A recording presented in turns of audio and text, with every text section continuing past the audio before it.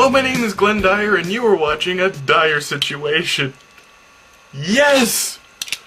Yes, my dream came true! Yet another unholy alliance between Blumhouse Pictures and M. Night Shyamalan has happened. I knew it! People thought The Visit was so stupid and so fun that they wanted more! And we got it! Yes! Oh my god, I love this path that Blumhouse is going down, like with Incarnate just being way over the top stupid, and them continuing this M. Night Shyamalan thing with like, let's see, what's the premise of this one? This one's called Split, right? So, once again, I think they're just kind of basing this on the success of The Visit, because it also involves someone with a mental disorder. And it also involves what looks to be probably pretty horrible acting. It also has some funny-ass trailers. But this time they're bringing it to the extreme by also including, like, just these teenagers getting kidnapped by this guy motif. Like, bringing it into the, human centipede realm, I suppose. So, yeah, from what I gather, there's going to be a twist in this, of course, but from what I gather here, this is a guy with, like, 20-something personalities in one body. So, I don't know, this is like the Cell or something, which is also stupid. But this is M. Night Shyamalan, so it's going to be hilariously stupid. That's why I'm excited. I don't even know what to expect. I'm going to make a stab at the twist now. I'm going to guess that the twist, I do feel sorry for the poor guy that he feels the need to always include a twist, but still, that's just how he came about, I suppose. Whatever works for him. I mean, honestly, this is probably, like, The Visit was probably some of the best work he's done in a long time, because he's just going straight into stupid, which works for him, honestly. But anyway, I'm going to take a stab at the twist here. I'm going to guess the twist is the guy does not, in fact, have multiple personalities. He's just pretending to in order to trick them. Yeah, that's my guess. Having seen a 15-second trailer, which was hilarious, and just guessing how M. Night Shyamalan works. Maybe it won't. I mean, that's a little lame for an M. Night Shyamalan twist. It needs to be something kind of funnier. Yeah, I'm actually kind of excited. I think I'm very, very glad that M. Night Shyamalan is going down this path. I'm glad that Blumhouse is finally going down this path where they just give no shits anymore. And where they just start releasing stuff that is hilariously dumb, and then trying to pass it off to us. Like, that's the best way it can go, because normally Blumhouse is just boring. So hilariously stupid is a step in the right direction. So, yeah, let's see how this masterpiece turns out, huh? Okay, so I was obviously off base on that, but I kind of figured I would be anyway. In fact, there isn't, believe it or not, I'm not joshing you, and I hope this isn't some sort of huge spoiler. It shouldn't be. There is no twist.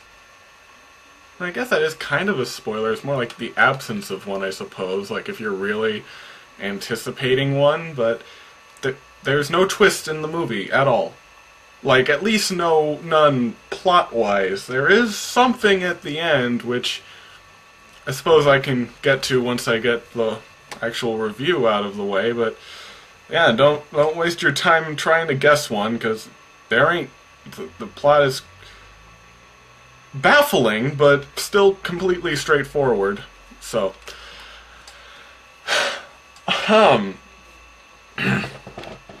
Where do I start on this? I think this was a little less funny than The Visit, but I can definitely buy it's by the same people. The shifts in tone in this, and the writing is so bad. It's legendary. That's the only way to describe it. It is legendary bad screenwriting.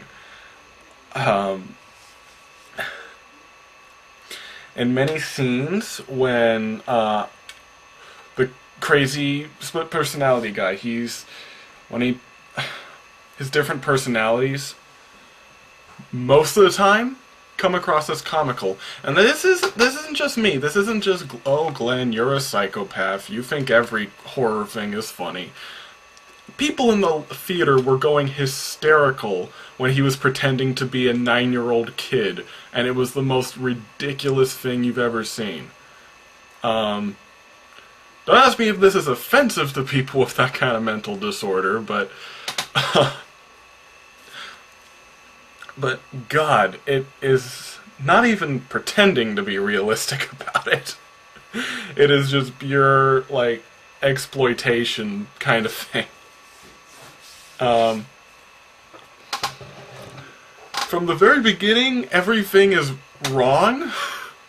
This was in the trailers, so it's not a spoiler, but they're sitting in a car, the 3 girls are sitting in a car, and this guy just sits, the crazy split personality guy, he just kills their dad. I guess they don't notice, or he doesn't kill him, he knocks him out. And I guess none of the girls notice at all. And then he sits in the driver's seat.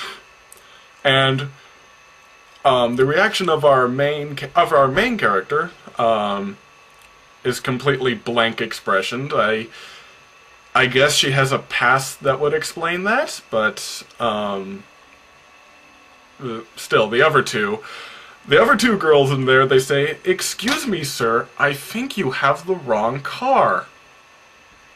And then they proceed to sit there and do nothing as he pulls out something and sprays them to knock them out. And our main character, she like slowly reaches for the door, opens it slowly, and then doesn't bother to rush for it or anything. Like, this is like the exact opposite of Patriots Day in that regard, where like some character is actually kind of smart and figures out that he can run away. Like, whatever spray he was using, you know, I think just hold your hand over your mouth and run away. You can't get you. But she has a tragic backstory, so I guess that's the defense for that. I don't know. And also, once they are kidnapped, she proceeds to be the most unhelpful person in helping them get out of there. The other two are actively trying to get out, except for at the very, very beginning, where they're in there, and he's like, "I pick you first," and he grabs one and he starts taking them out, and like, and she's just she's like, "No, stop!" And she sits back on the bed, and it's like, "No, stop! Don't take her! No!" Like that Willy Wonka clip, you know, like, "No, stop! Come back!" Like, but after that, they start actively trying to escape, and oh God, they could have easily, like, literally the only person in their way is this crazy guy, and if they did overpower him and beat the shit out of him, they could have gotten out.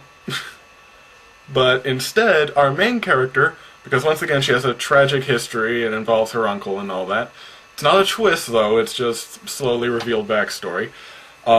She just like, "No, we gotta do what he says. There's no way we're getting out of this." Yeah. Even though later on, she's the one that's actually trying to get out. And for no particular reason, he switches from complete passiveness to actively trying to get out like they were. Could you have done that a day or two ago? Ugh, God, it's ridiculous. And that's not that's just like main plot stuff too. But like there's all sorts of other little details too. Like for instance, at one point our main character leaves the room and she goes to this computer to try and get help, I guess.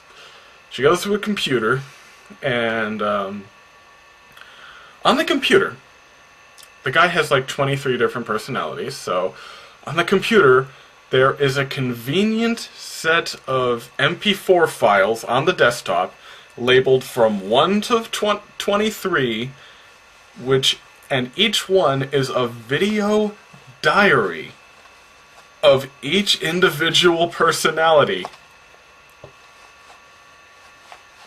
So bear in mind, as presented in the movie, these individual personalities have completely different tastes, completely different ideas, and because this movie is based on false science, it also has, like, completely different conditions. Like, one of them has diabetes and stuff, and the others don't.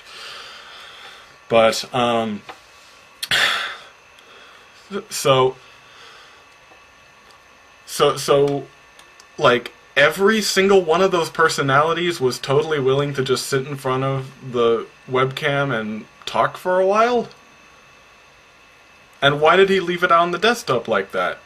In fact, why is it structured like this at all? There's this one personality that's supposed to be in charge, and he is one that goes on for the longest when our main character is searching through them. And at the end of it, he says, "Alright, that's the end of my diary for today." So he keeps a video diary. So, wait. So is that just one thing of his diary? Where's the rest of it? Why did he randomly put one on the desktop there? In fact, why are all these videos there at all? Is it just for him to keep everything straight? This doesn't make any sense.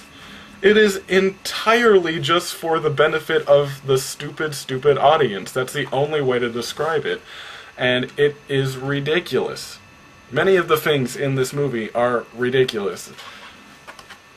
I'm not going to go too much into the plot of it, but essentially that thing I mentioned of... Granted, I am not a scientist, so I don't know if... I don't know, maybe this is a real thing, but they base it on the idea that people with multiple personalities can also have different physical conditions to them.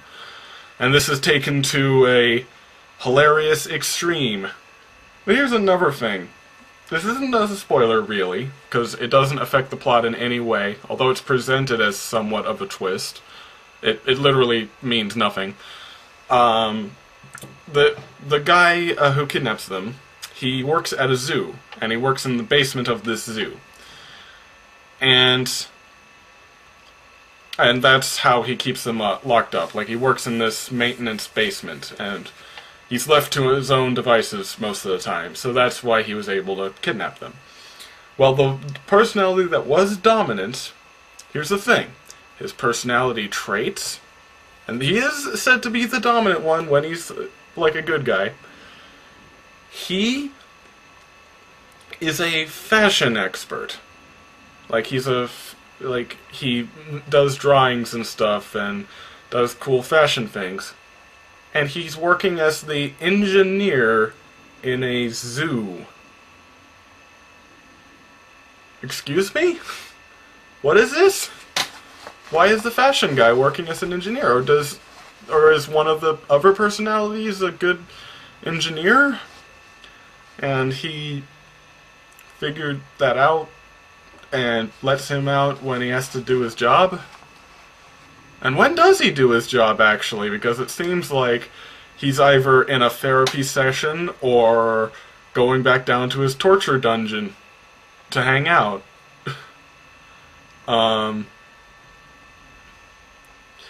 Like, he talks about work occasionally, but we never actually see him do it, or even see a period of time when he could be doing it. it doesn't make much sense. That's the whole movie. The whole movie. It doesn't make much sense. That's the only way to describe it. So yeah, I'd still say it's somewhat enjoyable on a kind of funny level. I'm not sure I can fully recommend it on that, but definitely do not go in there like expecting this to be a serious horror psychological thriller thing, because wow, it's definitely got that M. Night Shyamalan touch. So yeah, I don't know who to recommend this to, honestly.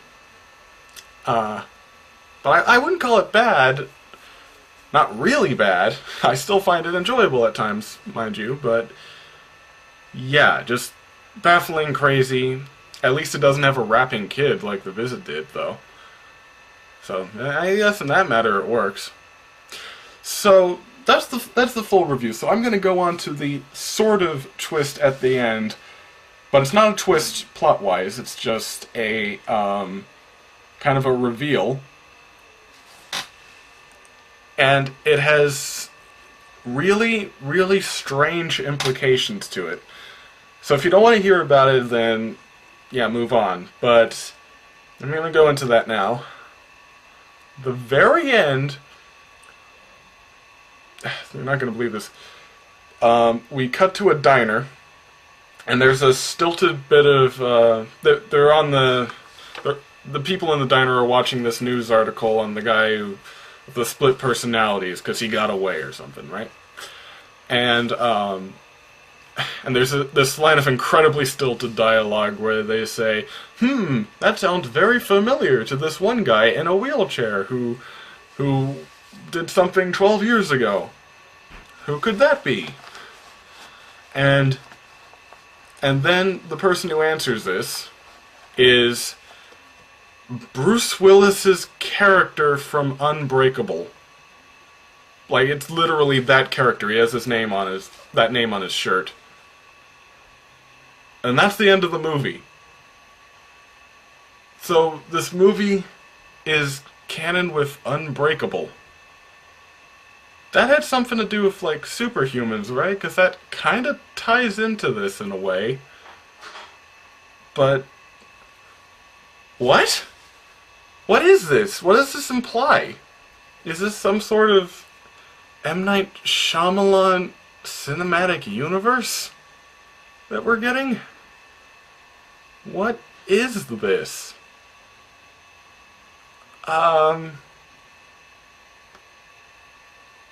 Okay.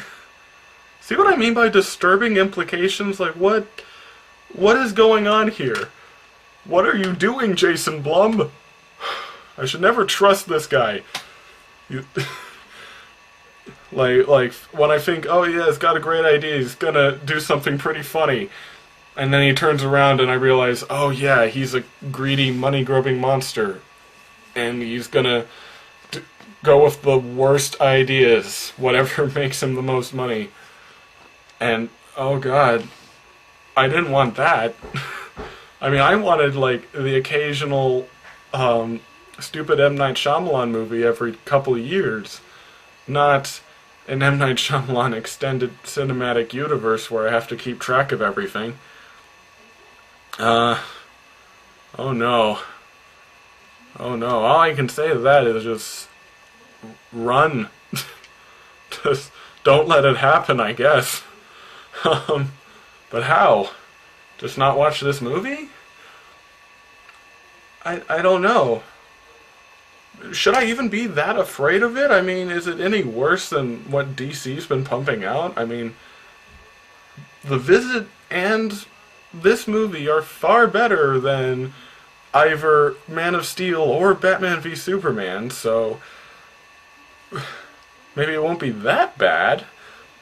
But still, should we allow this? Should we allow society to degrade to this point? There's moral questions here. But it is noteworthy, I guess, just the fact that it doesn't really have a twist. That is the only thing that could possibly constitute a twist in this movie. So, I don't know, a new stage in M. Night Shyamalan's career, I suppose. Yeah. Hide your kids, hide your wife. So until next time, I'm Glenn Dyer, and you have been watching A Dire Situation.